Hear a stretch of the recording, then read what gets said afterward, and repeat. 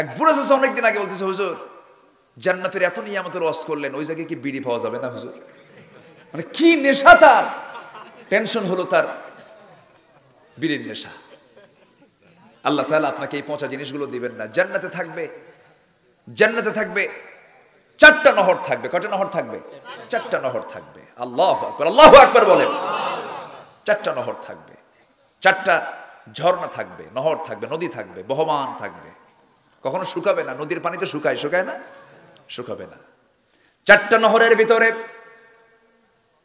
পানির নহর থাকবে, মধুর নহর থাকবে, দুধের নহর থাকবে, শরাবের নহর থাকবে। তবে দুনিয়ার পচা কোনো শরাব নয়। দুনিয়ার যত মদগুলো আছে, মদ খায়া তাল না মাতাল, মাতাল হয়ে যায়। দেখেন না মাতাল হয় টাকলু করলো কি? ঠিক কিনা বলেন? একজন ডাক্তার ভদ্র মানুষ, ডাক্তাররা সাধারণত ভদ্রই হয়, কারণ তারা গবেষণা করে, তারা পড়াশোনা করে, প্র্যাকটিক্যাল অনেক কিছু করে। কিন্তু সেই লোকটার মুখ থেকে এই সমস্ত কথাগুলো বের হয়েছে কেন? কারণ তার মাথা ঠিক নাই, খাইছে খাইছে লোড লোড। ঠিক কিনা বলেন? আমার ভাইয়েরা, আমার বন্ধুগণ, সেই শরাবগুলো আজকে যুব সমাজকে নষ্ট করে দিচ্ছে। কিন্তু আল্লাহ বলছেন, বান্দারে জান্নাতের ভিতরে আমি তোকে যে শরাবটা দেব, এই শরাবের ভিতরে আমি আল্লাহ এমন যৌবনের শক্তি দিয়ে দিয়েছি, ডাবল ডাবল যৌবন তোর বৃদ্ধি পেয়ে যাবে, তোর চেহারা সুন্দর হয়ে যাবে। দুনিয়ার মদ খাইলে পরে চোখ লাল হয়ে যায়, চোখ বের হয়ে আসি, কিন্তু আমি তোকে জান্নাতের মধ্যে এমন শরাব দেব, তোর যৌবন শক্তি ডাবল হয়ে যাবে। মধু তোকে পান করায় দেব, তোর জীবনের শক্তি ডাবল হয়ে যাবে। জান্নাতের মধ্যে আল্লাহ তাআলা ফলমূল খাওয়াবেন। আগে আল্লাহ ফল দিবেন, কি দিবেন বলেন? ফল দিবেন। আল্লাহ তাআলা বলেন, ওয়াফাকিহাতুম মিম্মা ইয়াতাখায়্যারুন ওয়া লাহমি তায়রিম মিম্মা ইয়াশতাহুন ওয়া হুরুন আইন কাআমসালিল লুলুইল মাকনুন। জোরে বলুন আল্লাহু আকবার। জান্নাতের মধ্যে আল্লাহ তাআলা আগে ফল দিয়ে দিবেন, এরপরে গোশত খাওয়াবেন, এরপরে হুর দিবেন। কি দিবেন?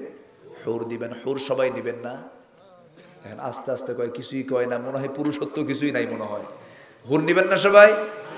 নেবেন না? জোরে বলি ইনশাআল্লাহ। আল্লাহ তাআলা হুরের অফার দিয়েছেন কোরআনের ভিতরে। কেমন হুর হবে? সূরা রহমানের ভিতরে বলছেন, হুরুম মাকসুরাতুন ফিল খিয়াম লাম ইয়াতমিসহুন্না ইনসুন ক্বাবলাহুম ওয়ালা জান। সবাই বলুন, ফাবিআইয়ি আলা'i রাব্বিকুমা তুকাযযিবান। এমন হুর তোমাকে দেওয়া হবে যে হুর সেই জান্নাতি নারীকে ইতিপূর্বে কোনো জিন ইনসানি স্পর্শ করে নাই। এমন সুন্দর ডাহুক চেহারাওয়ালা তোমাকে হুর দেওয়া হবে, তোমার হৃদয় প্রশান্ত হয়ে যাবে। ওই হুরের সৌন্দর্য যুবক, তোমাকে গার্লস স্কুলের সামনে এতিমের মতো বসে থাকতে হবে না।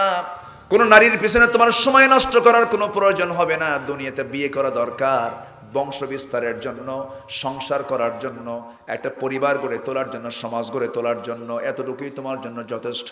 কিন্তু জান্নাতে তোমার যে জান্নাতের যে হুর তুমি পাবে, শুধু তোমার মনের সকল চাহিদা মেটানোর জন্য আল্লাহ তোমাকে সেই হুরটা দিবেন। এত সুন্দর সেই হুরটা হবে। আল্লাহ তাআলা এত সুন্দর হুর জান্নাতের মধ্যে রেখে দিয়েছেন।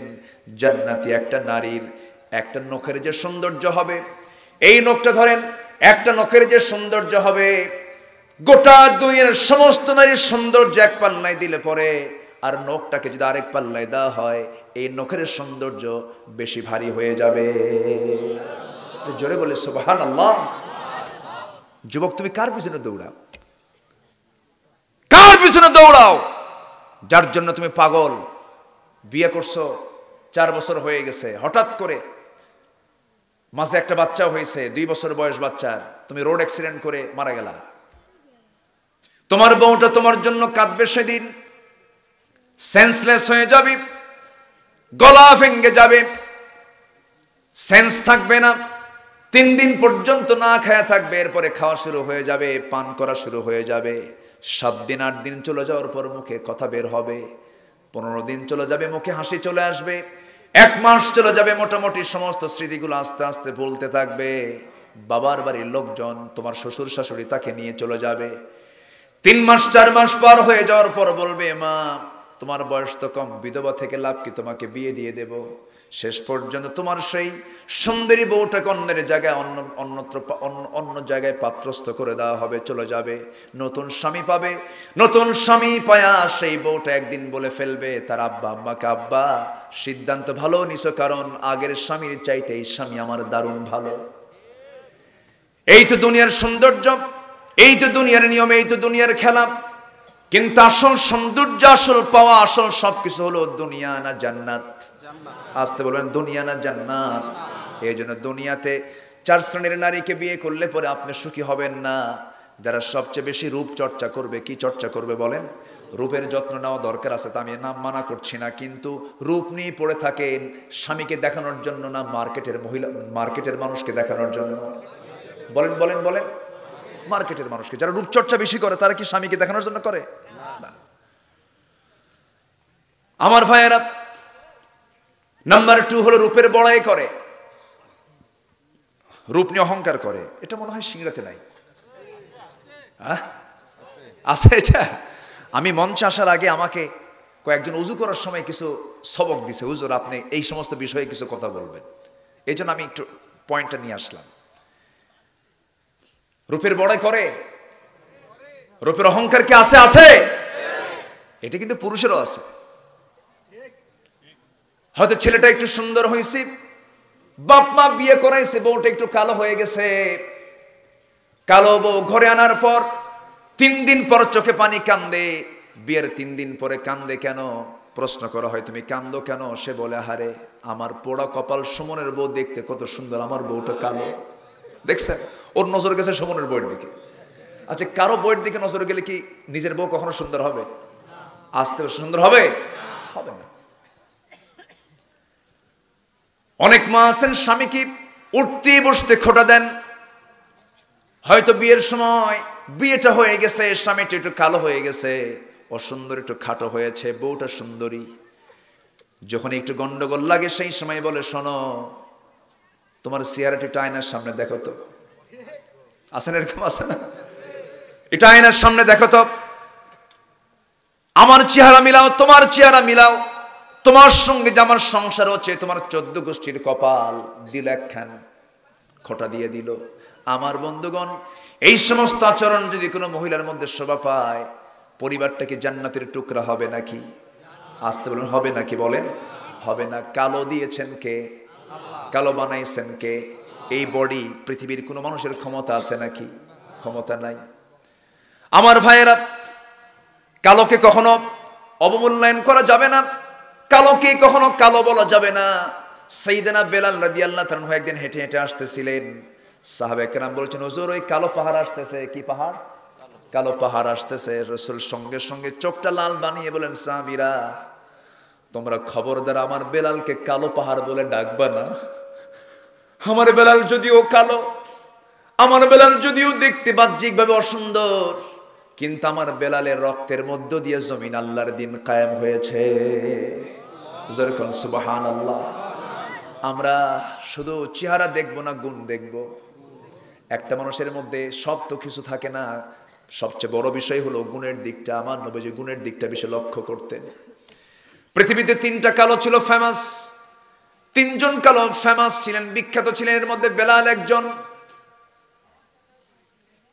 আমার নবীজি ছিলেন ইমাম। মুয়াজ্জিন কে? মুয়াজ্জিন কে? বেলাল। রাসূল বিশ্বের সেরা সুন্দর, আর সেরা সুন্দরের পাশে একজন কালো কুসকুসে মানুষ, বেলাল হচ্ছেন মুয়াজ্জিন। বুঝায় দিচ্ছেন শ্বেতাঙ্গ কৃষ্ণাঙ্গ, ধলা কালো, উঁচু নিচু সব ব্যবধানকে ভেঙ্গে চুরে চুরমার করে সম্মতার ভিত্তিতে সমাজ ব্যবস্থা গড়ে তোলো। আজকে নেলসন ম্যান্ডেলাকে কি বলা হয়? বর্ণবাদী বৈষম্যের নেতা। কে বলেছে? 1500 বছর আগে আমার নবীজি ইমাম হয়ে বেলালকে মুয়াজ্জিন বানায় বুঝায় দিয়েছেন পৃথিবীতে বর্ণবাদী বৈষম্য বলতে কিচ্ছু নাই। ঠিক কিনা? সম্মানিত ভাইয়েরা, সম্মানিত বন্ধুগণ, আজকে আমার দেশে সুন্দরী কম্পিটিশন হয়, হয় না? সুন্দরী প্রতিযোগিতা হয়। আচ্ছা, আপনি আল্লাহ আমাকে আপনাকে যে বানাইছেন, কে বানাইছেন? অসুন্দর করে না অসুন্দর করে? বলেন বলেন বলেন, অসুন্দর না সুন্দর? লাকাদ খালাকনাল ইনসানা ফি আহসানি তাকওয়িম। সবচেয়ে সুন্দর করে মানুষকে বানিয়েছেন কে? আল্লাহ তাআলা। আজকে কি হচ্ছে দেখেন, আজকে কি চলছে দেখেন। বেহাপনা চলছে রীতিমতো। স্বামীকে দাম দিতে চায় না, স্বামীকে নাম ধরে ডাকে, বেয়াদবির সুরে ডাকে। এমন মহিলার সংখ্যা এখন সমাজে কম না বেশি? বেশি। মা, এগুলো করা যাবে না, এগুলো বাদ দিতে হবে। মেহেরবানি করে আপনার চরিত্র হতে হবে আসিয়ার মতো। আসিয়া কার ঘরে ছিলেন বলেন? জোরে বলেন, কার ঘরে? ফেরাউনের ঘরে। ইমান ছাড়া না ইমান নিয়া? ইমান নিয়ে। আসিয়ার কি পদমর্যাদা কম ছিল? আসিয়া হচ্ছেন ফেরাউনের স্ত্রী। ফেরাউনের বউ মানে কি? রাজা, তার রানী তিনি হচ্ছেন সেই সময়ের মিশরের ফার্স্ট লেডি। কি লেডি বলেন? First lady. ফেরাউনের রাজক্ষমতার সেকেন্ড একজন মানুষ হচ্ছেন আসিয়া। সেই জায়গায় থেকে